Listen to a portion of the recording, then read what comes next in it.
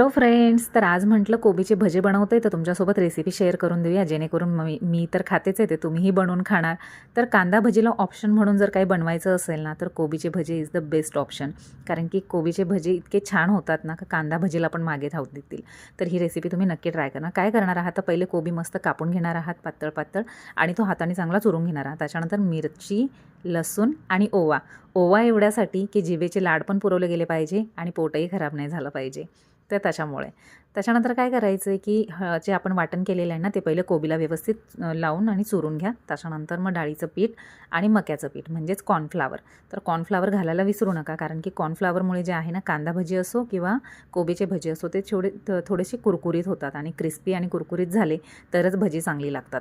तर याच्यामध्ये पाणी अजिबात घालायचं नाही आहे तुम्हाला, कारण की कोबीमध्ये ऑलरेडी पाणी असतो, त्याचा तो पाणी सुटतो, तर नंतर पीठ खूप पातळ होऊन जातं. त्याच्यामुळे पाणी न घालता पीठ टाकून फक्त कुस्करून म्हणजे चांगलं हाताने कुस्करून घ्यायचं त्याला, किंवा चांगलं मिक्स करायचं आहे.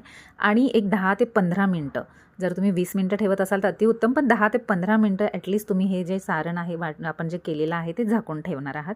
त्याच्यानंतर तुम्हाला तेल गरम करायचं आहे. तेल पहिले तर पूर्ण फुल गॅसवर गरम करून घ्या, आणि तेल गरम करून झाल्यानंतर गॅस थोडासा कमी करा, आणि नंतर भजे जेव्हा तुम्ही बनवणार आहात ते कमी गॅसवर तळा, जेणेकरून ते कुरकुरीतही होता आणि कोबी चांगला शिजतो पण.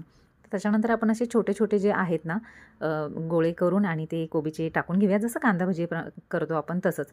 तेलात सोडून घ्या आणि मस्तपैकी असं लाईट ब्राऊन कलर झाला की छानपैकी ते ताटात काढून घ्या. आता बघा बरं, झाले की नाही मस्त कुरकुरीत आणि क्रिस्पी भजे.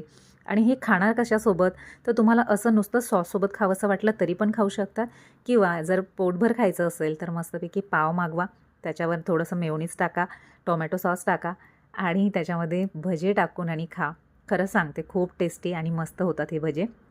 तर आता कोबीच्या भज्यांची रेसिपी सांगितलेलीच आहे, तर कोबीचे भजे पण खाऊन जा, आणि जाता जाता माझ्या चॅनलला लाईक, शेअर आणि सबस्क्राईब पण करून जा.